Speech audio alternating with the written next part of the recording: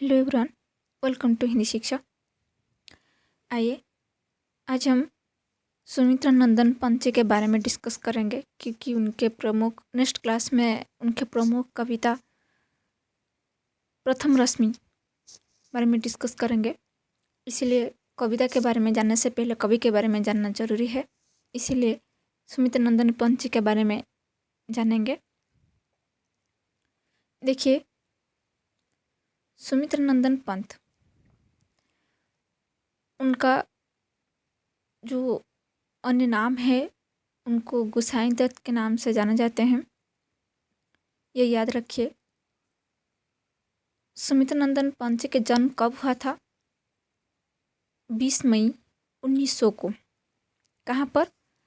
उत्तराखंड के कौसानी अल्मोड़ा में जन्म हुए थे। और उन्होंने बचपन से ही कविता लिखना शुरू कर दिया था और 7 साल की उम्र में स्कूल में काव्य पाठ के लिए पुरस्कृत भी हुए थे। और 1915 में स्थायी रूप से साहित्य सृजन शुरू किए थे और छायावाद के प्रमुख स्तंभ के रूप में भी जाने गए हैं। ये आपको सभी को पता है। पंच की आरंभिक कविताओं में प्रकृति प्रेम और रहस्यवाद झलकता है। इसके बाद वे मार्क्स और महात्मा गांधी के विचारों से प्रभावित भी हुए थे। इनकी बाद की कविताओं में अरविंद दर्शन का प्रभाव भी स्पष्ट नजर आता है। और जीविका के क्षेत्र में पंची उदय शंकर संस्कृत केंद्र से भी जुड़े हुए थे और आकाशवाणी के परामर्शदाता भी रहे थे और लोकायतन सांस्कृतिक संस्था की स्थापना भी की थी। ये आपको याद रखिए। लोकायतन सांस्कृतिक संस्था की स्थापना किए थे। और 1961 में भारत सरकार ने उन्हें पद्म भूषण सम्मान से अलंकृत किए थे। और हिंदी के पहले ज्ञानपीठ पुरस्कार विजेता पंत जी है। ठीक है, तो ज्ञानपीठ पुरस्कार विजेता में से पहले किसने ज्ञानपीठ पुरस्कार प्राप्त किए थे? सुमित्रा नंदन पंत जी। पंत जी को कला और बूढ़ा चांद की कविता संग्रह पर 1960 में साहित्य अकादमी पुरस्कार मिला था।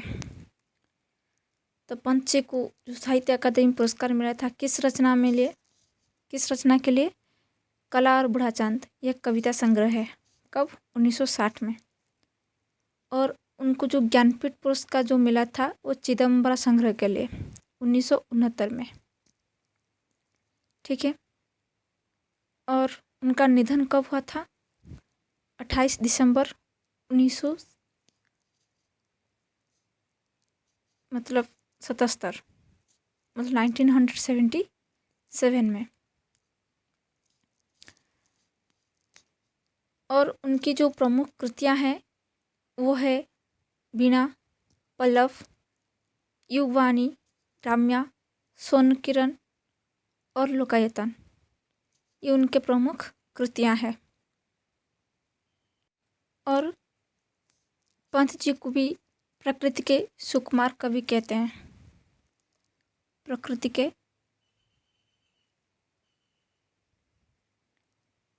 सुकुमार कवि।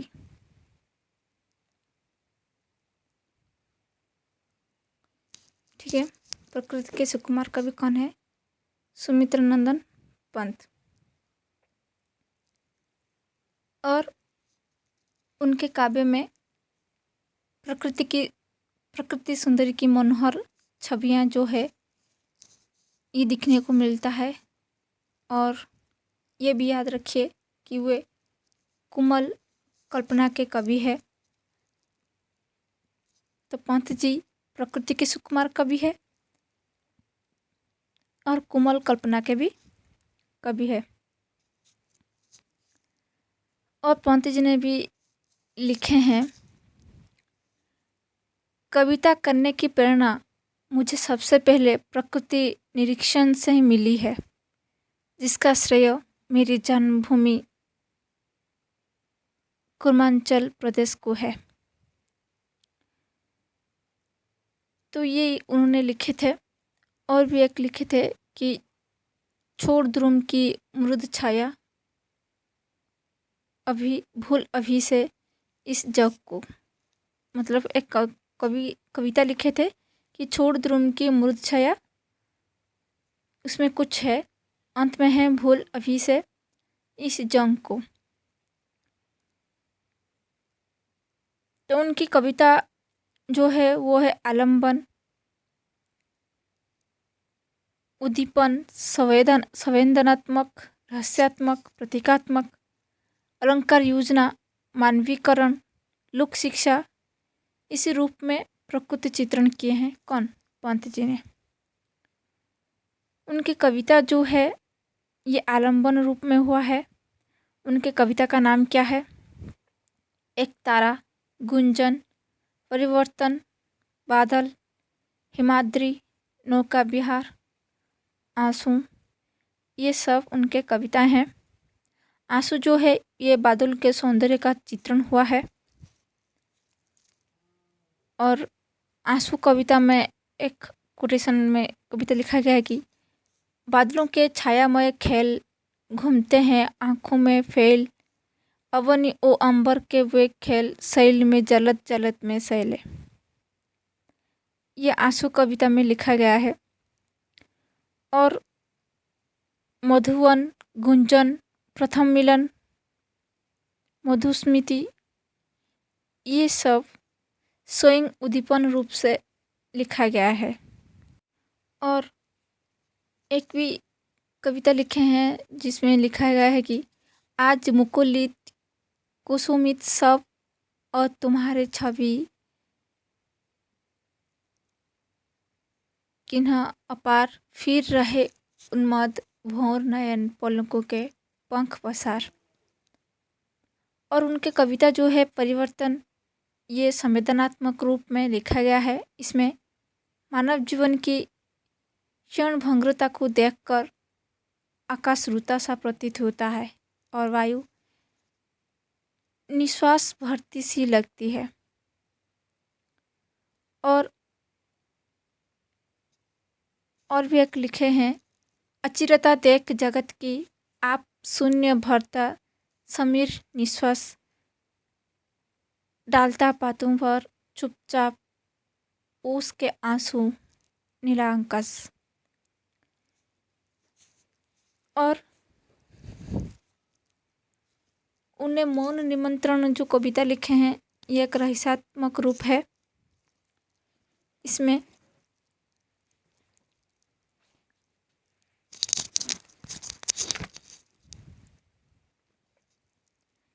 जो है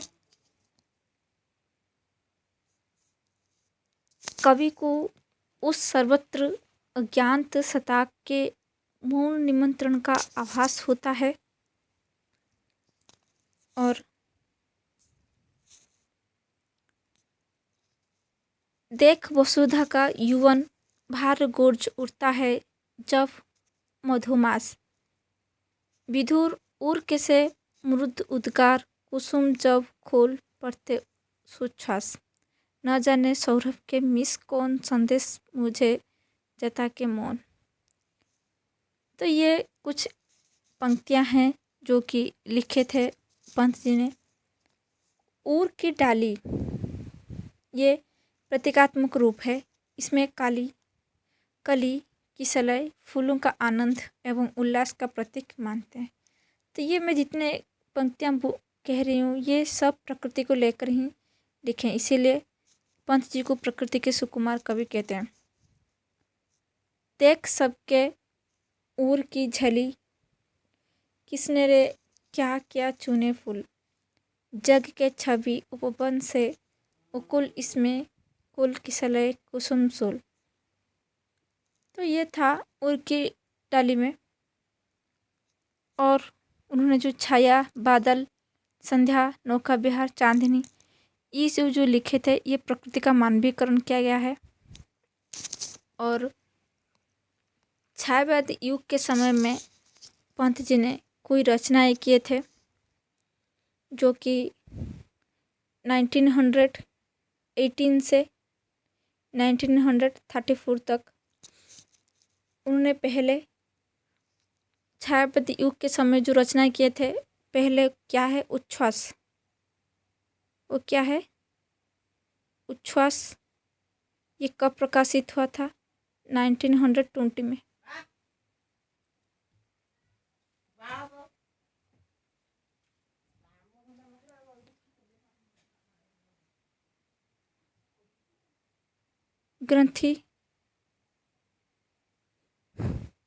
ग्रंथि जो है ये 1920 में। वीणा ये 1927 में। और पल्लव जो है 1928 में, जो कि संकलन हुआ था। गुंजन 1932 में। पल्लव जो है ये कविता परिवर्तन है। छायावाद की मैनिफेस्टो कहा गया है। यथार्थवादी जो है या प्रगतिवादी युग के समय में जो रचना है, तो ये सभी आप सभी को समझ में आ रही है ना कि छायावादी युग के समय की रचना है उच्छ्वास, ग्रंथि, वीणा, पल्लव, गुंजन। और प्रगतिवादी युग के समय रचनाएं जो है युगांत, युगवाणी, ग्राम्या। जो प्रगतिवादी युग के समय जो रचना है युगांत जो है ये 1935 से 1936 ईस्वी तक हुआ था। और युगवाणी जो है ये 1936 से 1938 तक। ग्राम्या जो है 1938 से 1940। जो कि युगवाणी जो है ये मार्क्सवादी विचारधारा से ही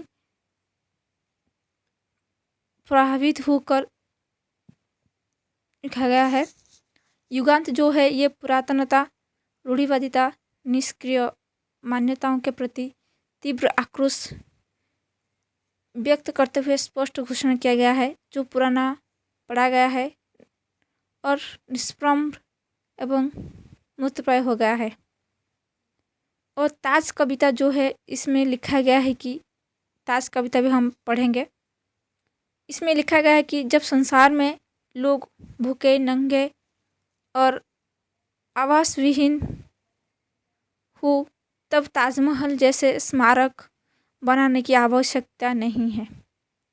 इसीलिए लिखा है कि हाय मूर्ति का ऐसा अमर अपार्थिव पूजन, जब विषण निर्जीव पड़ा हो जग का जीवन। उसके बाद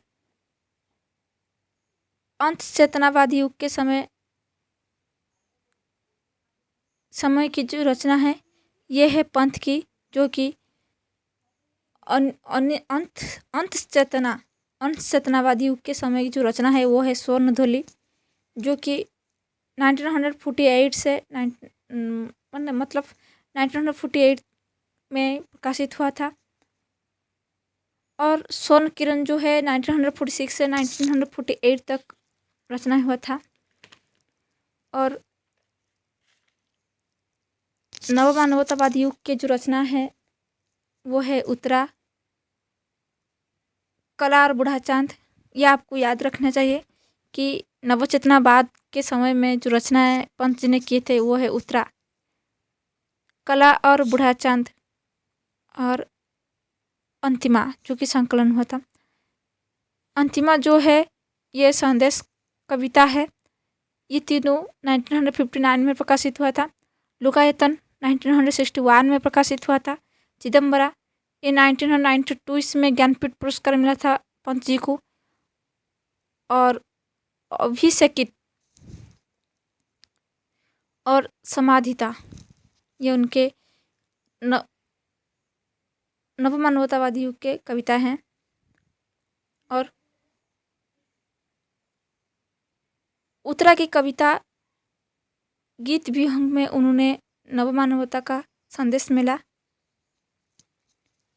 उत्तरा की कविता जो है गीत विहंग में उन्होंने नवमानवता का संदेश मिला था। मन को विराट आत्मा से युक्त कर प्रेम, सौंदर्य, लक्ष्य युक्त जीवन की तरफ अग्रसर होने की प्रेरणा मिली थी। और पंत की रचनाएं जो है ये आपको याद रखना चाहिए कि ग्रंथि, बीना, ग्राम्या, लुकायतन, पल्लव, गुंजन, युगांत, युगवाणी, सोनकिरण, सोनधोली, उत्तरा, चिदंबरा, पथक्षर, एक बहाव, क्रांति, गीत हंस, शंख ध्वनि, किरण बीना, समधिता, ये सब उनके रचनाएं हैं। और उनके जो प्रबंध काव्य है वो है लुकायतन, जो कि सोवियत पुरस्कार मिला था इसके लिए, जो कि एक महाकाव्य है। कला और बूढ़ाचांद जो है 1960 में प्रकाशित हुआ था, साहित्य अकादमी पुरस्कार मिला था, यह एक कविता संग्रह है। चिदंबरा के लिए ज्ञानपीठ पुरस्कार मिला था। ग्राम्या जो है ये ग्रामीण परिवेश मतलब गांव की विविध समस्या को लेकर लिखा गया है। और युगवाणी जो है ये मार्क्स और गांधीवादी के सिद्धांतों को पुस्तक से पढ़कर छंदोबद्ध में लिखा गया है। ये भी आपको याद रखना चाहिए कि पंत की जो पहली रचना है वो है गिरजे का घंटा, जो कि 1916 में प्रकाशित हुआ था। और गुंजन जो है पंत की अंतिम छायावादी काव्य संग्रह है। परिवर्तन जो है ये सुप्रसिद्ध कविता है पंत जी की, जो कि पल्लव काव्य संकुल से प्रकाशित सर्वप्रथम है। और पंत जो है ये अरविंद दर्शन से प्रभावित हिंदी कवि थे। ये आपको याद रखिए कि अरविंद दर्शन से प्रभावित कवि कौन है? पंत, अरविंद दर्शन।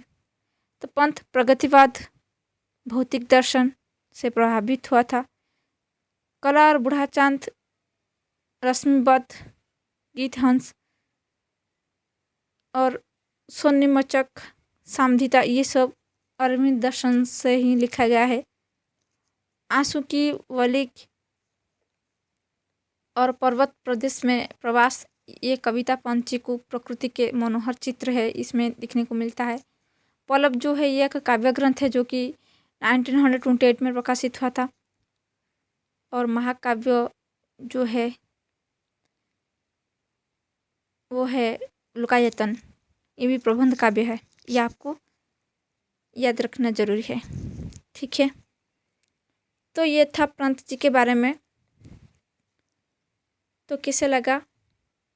क्योंकि ये पंत जी आप सभी को OSTT एग्ज़ाम के लिए, CBT एग्ज़ाम के लिए, BEd PhD कहिए, जो भी कॉम्पिटिटिव एग्ज़ाम है हिंदी में, हिंदी जो टॉपिक है ये आप सभी को हेल्पफुल करेगी, जितने लेखक के बारे में, कवि के बारे में। तो पढ़िए। तो कैसे लगा सुमित्रानंदन पंत जी के बारे में? यदि मेरी क्लास आप सभी को अच्छी लग रही है तो लाइक कीजिए, ज़्यादा से ज़्यादा शेयर कीजिए। और यदि मेरे चैनल में नए आए हैं तो सब्सक्राइब कीजिए और बेल आइकन को प्रेस कीजिए, ताकि मैं जितने भी क्लास करूँगी पहले आप सभी को ही नोटिफिकेशन मिलेगी, ठीक है। नेक्स्ट क्लास में उनके प्रमुख कविता जो है प्रथम रश्मि के बारे में हम डिस्कस करेंगे। तो thank you very much for watching this video.